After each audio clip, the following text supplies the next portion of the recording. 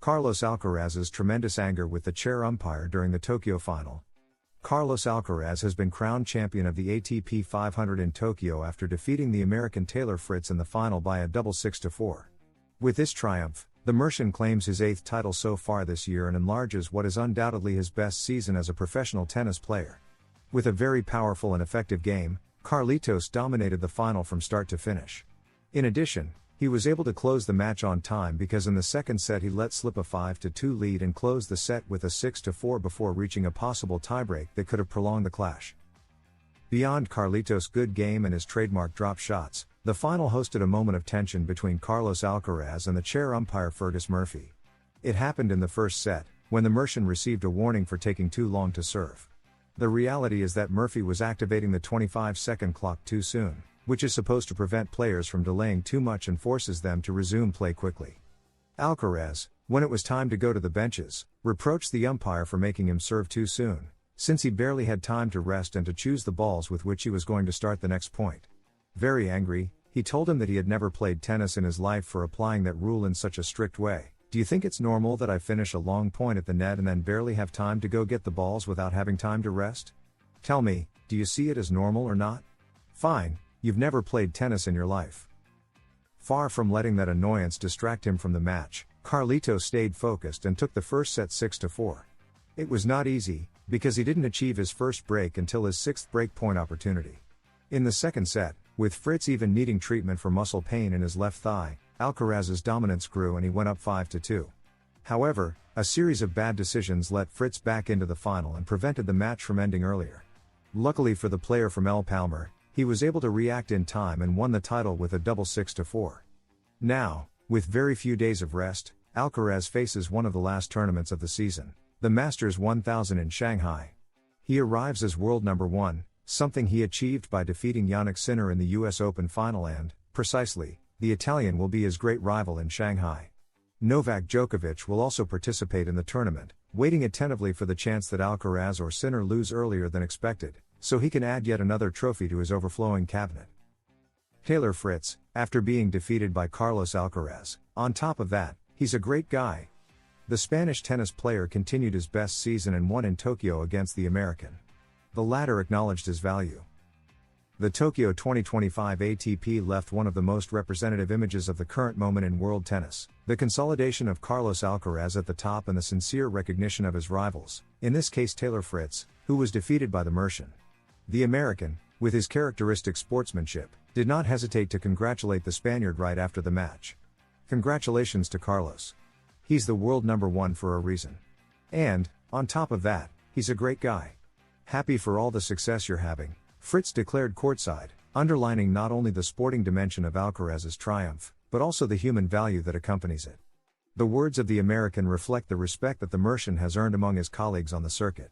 Fritz, the number 1 in the United States and a reference in the tour, accepted the defeat naturally and with evident admiration for a player who, at 22 years old, already has historic numbers and who in Tokyo once again showed why he is considered the best at the moment. Carlos Alcaraz's words of thanks. Alcaraz, for his part, responded with a speech full of emotion and gratitude. His first impulse was to recognize the importance of his team, aware that without them he could hardly have closed another triumphant week. My team, I want to thank you for all the work this week. I always say I'm very lucky to have you in my team, around me, allowing me to learn from you. I want to make a special mention, though, to Juanjo. The work you've done to keep me in good shape after the ankle twist in the first round has been incredible. I'm lucky to have you, for the work you've done, and thank you for another amazing week, he said clearly. These words are not a mere formality. The Tokyo tournament was marked by the initial concern generated by that ankle twist suffered in his debut, an episode that left him lying on the court for several minutes. I've enjoyed every moment here. Except for the 5 minutes I was on the ground when I twisted my ankle, Alcaraz recalled, still with a mixture of relief and humor. The situation, he confessed, was more serious than it seemed from the outside. I had a hard time both mentally and physically, but I found refuge in my team to overcome those hours of doubt. The figure of Juanjo, his physiotherapist, was especially highlighted in this tournament. The express recovery work allowed Alcaraz not only to keep competing, but also to reach his best version in the following days. All the people around me have helped me get to where I am today, even though I didn't start too well, but I'm very happy with the level I showed, insisted the Mercian. who is grateful at all times to the structure that accompanies and supports him. Beyond those specific emotions, Tokyo was another chapter in a season that can already be described as historic. Alcaraz summed it up simply: without a doubt, this is the best season of my career. 8 titles, 10 finals, all that shows how hard I've worked since the start of the year. The numbers speak for themselves: record victories, 9 consecutive finals, and a consistency that has made him the great dominator of the season. That balance of results is even greater if one considers the context. Many doubted his performance in this tournament, the first of his career in Japan, just days after participating in the Laver Cup. The change of continent, the adaptation to a new culture, and the demands of the tour could have been too much of a challenge. However, Alcaraz dispelled all doubts with his tennis and attitude. It's been a pleasure to play here, in front of the Japanese fans. That's what I'll take away from here, beyond being very happy with my level. I played great matches, I bounced back very well after the twist. I hope this isn't my last time here, he assured, showing his enthusiasm for the experience. In his words, one could sense not only personal satisfaction, but also gratitude toward the atmosphere in Tokyo. The Japanese crowd welcomed him with devotion, supported him in every match, and Alcaraz valued it as one of the great memories of this tour. The young man from El Palmar, already used to playing in high-pressure scenarios, continues to find in the connection with the stands one of the motors of his performance. The contrast between Fritz's and Alcaraz's statement sums up well the moment tennis is going through. The American, one of the most solid players in the top 10, openly acknowledged his rival's superiority and his condition as number 1. The Spaniard, on the other hand, did not dwell on self-congratulation, but dedicated his words to those who support him and to the experience lived. Incredible statements from Fritz about Alcaraz. A tireless worker, a man who has crashed into the same wall several times, but who perseveres in his attempt to break his glass ceiling. Taylor Fritz is a true example of professionalism and tenacity applied to tennis, and he wants to explore his limits. Present at the ATP 500 Tokyo 2025, he spoke about what it meant for him to beat Carlos Alcaraz in San Francisco. Confidence is an abstract feeling, difficult to explain and quantify, especially in tennis. Many matches end up being decided by that intangible that appears in the players' minds and greatly conditions their performance in key moments. Believing in oneself makes one play with aplomb, with competitive ferocity and confidence in what one is doing, something that Taylor Fritz has sometimes lacked against the very best. The American believes that can change after having beaten Carlos Alcaraz, as he told Olympics, during the ATP 500 Tokyo 2025.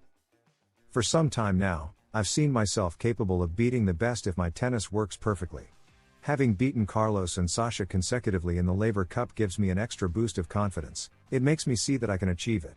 Obviously, those wins didn't come in a tournament as important as a Grand Slam, but I felt nerves and pressure, and I knew how to manage them.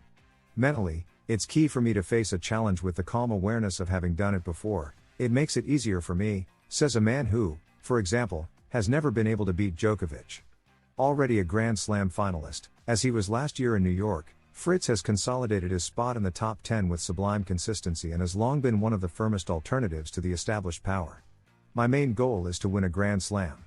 I know I can beat the best, but to regularly reach their level I need a great success that makes me see I'm at their height. After Djokovic, both Zverev and I are trying to get up to Sinner and Alcaraz's level, explains the Californian. There are very few players who can compete toe-to-toe with them, even on an isolated day, and I'm working very hard to shorten the gap that separates me from them. Only if I can win a Grand Slam title will I be able to think about other challenges, such as fighting to be the best in the world, warns Taylor Fritz, who has left behind physical problems that hampered his performance at the beginning of the season, now facing these last months of competition full of confidence. Champion of 2 titles so far this season, settled in the top 5 and close to consolidating his presence in the ATP Finals 2025, he has some exciting months ahead, starting with this ATP 500 Tokyo 2025, where he is already in the semi-finals and could face Carlos Alcaraz again in the final. It was a big problem getting injured after the Australian Open because I developed bad habits playing with pain. I stopped, I played poorly on clay, but everything changed on the grass swing. Since then, I see myself playing at a great level, concluded the American. Alcaraz breaks his ceiling, already the season with the most wins of his career. Carlos Alcaraz continues to defy his limits and break boundaries in 2025, which is proving to be the best year of his career.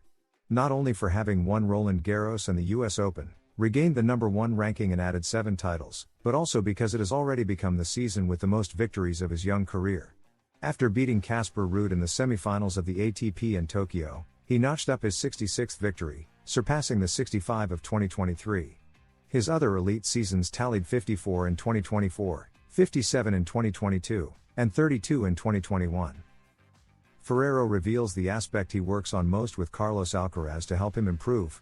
Carlos Alcaraz took a short break after winning the ATP 500 in Rotterdam, the first indoor title of his career. The Mercian tennis player got rid of the bitter taste left by his elimination in the quarterfinals of the Australian Open, at the hands of a battered Novak Djokovic. Winning in Melbourne was one of Carlos' goals this year, since it's the only Grand Slam missing from his record, even though he is still very young and has plenty of room for improvement. His team is constantly working on improving a player who, after just 4 seasons, already has a better resume than all active players, except Djokovic, of course. At 21 you always have room for improvement. Carlos is super talented but obviously still has many things to improve. The mental side and consistency in matches, he has a lot to work on. And that's the good thing. We have very clear motivations and objectives that he is aware of, said Juan Carlos Ferrero, the Spaniards' coach, on Radio Marca. Juanqui was not in Rotterdam for a rest, and was successfully replaced by Samuel Lopez, who has now become a more active part of the group. This is how Alcaraz is preparing to be more consistent. The consistency Ferrero refers to is not about hitting a lot of balls over the net, it's not about rhythm. It's about trying to minimize the slumps that Alcaraz sometimes has during matches, when he goes through phases with several consecutive errors. The way they've been working on this was already explained in this newspaper by Antonio Martinez Cascales, director of the Ferrero Tennis Academy. In sets or practice matches, they put conditions on him.